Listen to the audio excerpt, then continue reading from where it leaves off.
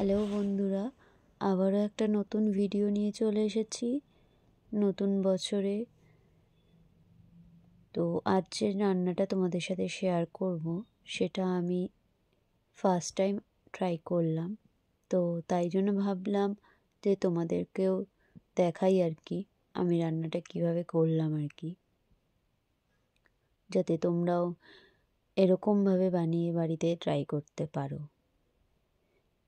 যে রান্নাটা আমি করছি এটা অ্যাকচুয়ালি রুটি, পরোটা, নান এইরকম কিছুর সাথে বেশি ভালো লাগে খেতে। তো আমি কোনো রকম রুটি পরোটা এখানে দেখাতে চাইছি না। আমি খেয়েছিলাম ফ্রাইড রাইসের সাথে। তো যাই হোক, আমি কিন্তু সব আগে কেটে বেটে সব নিয়েছিলাম। তো প্রথমেই কিন্তু আমি ভেজে নিয়েছিলাম ক্যাপসিকাম, পেঁয়াজ আর টমেটোটা ওখানে দেখানো হয়নি। তো টমেটোটাও আমি ভেজে নিয়েছিলাম। তো একটু বাটার দিয়ে দিয়েছিলাম সাদা তেলে। তো ওই তেলের মধ্যে আমি গোটা গরম মশলা ফোড়ন দিয়ে পেঁয়াজ, আদা, রসুন আর লঙ্কা এগুলোর পেস্টটাকেও ভালো করে একটু কষিয়ে নিয়েছিলাম। পেস্টের থেকে যখন একটু তেল ছেড়ে আসবে তখন আমি মাংসটাকে দিয়ে দিয়েছিলাম। মাংসটা দিয়েও কিছুক্ষণ একটু নাড়াচাড়া করে হালকা আমি ঢেকে রেখেছিলাম, যাতে মাংসটা মোটামুটি কুক হয়ে যায়। পেঁয়াজের যে একটা জল বেরোয় না, ওই জলটাতেই।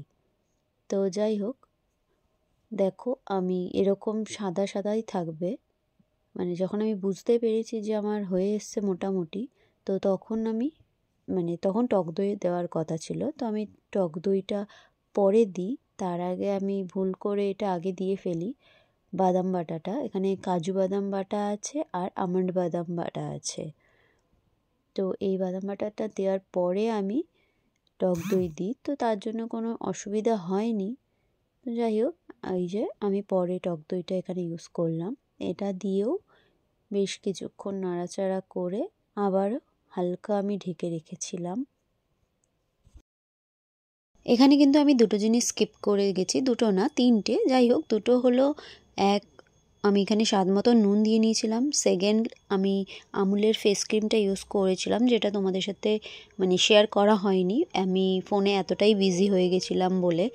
তো যাই হোক, আমি টক দই দেওয়ার পরে ফেস ক্রিমটা ইউজ করেছিলাম। তারপরে আমি যখন আমার রান্নাটা হয়ে আসে তার আগে আমি ওই ভেজে রাখা টমেটো, ক্যাপসিকাম, পেঁয়াজ ওটা দিয়ে মিশিয়ে নিয়েছিলাম।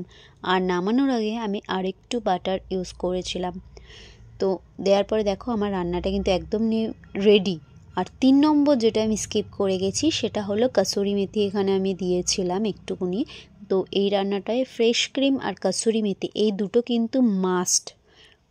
তো আমার রান্না একদম রেডি। এবার আমি তোমাদের সাথে, এই যে আমি খাবো তাই আমি তোমাদের সাথে শেয়ার করলাম। আমি রাইসের সাথে খাবো বলেছিলাম, তো আমি রাইসের সাথেই নিয়ে